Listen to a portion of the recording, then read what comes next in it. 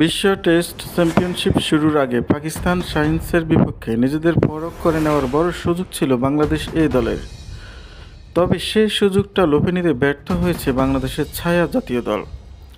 4 দিনের ম্যাচে শুরুতে ব্যাট করতে নেমে পাকিস্তান শাহিনসের বোলিং তোপে মুখে পড়ে মাত্র 122 রানেই গুটিয়ে গেছে মুশফিক মমিনুলদের নিয়ে গড়া শক্তিশালী এই দল। ইসলামাবাদে এদিন ইনিংসের শুরু থেকেই নিয়মিত বিরতিতে উইকেট হারিয়েছে বাংলাদেশ। অভিজ্ঞ মুশফিকুর রহিম, মমিনুল হকরা নিজেদের নামের সুবিচার করতে পারেননি। স্রোতের বিপরীতে দাঁড়িয়ে আশার প্রদীপ জেলে রেখেছিলেন মাহমুদুল হাসান জয়।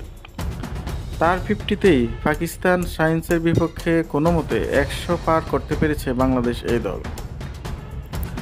বাংলাদেশের ইনিংস থেমেছে 122 রানে। পরে ব্যাটিংয়ে নেমে 2 ওভার খেলেছে পাকিস্তান। এদিন বৃষ্টি ও আলোক স্বল্পতার কারণে সারা দিন খেলা হয়েছে মাত্র 46.3 ওভার, আর তাতেই সব কয়টি উইকেট হারিয়ে দিয়ে এসেছে বাংলাদেশ এই দল। প্রথম থেকেই রেস থেকে একরকম ছিটকে গেছে বাংলাদেশ।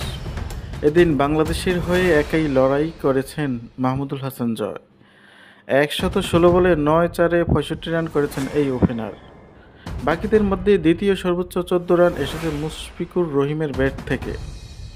বাংলাদেশকে ধসিয়ে দেওয়া কাজটি করেছেন নাসিম শাহ ও মীর হামজা। এই দুই বোলার তুলেছেন 3টি করে উইকেট, 2টি প্রাপ্তি মোহাম্মদ রামিজ জুনিয়রের।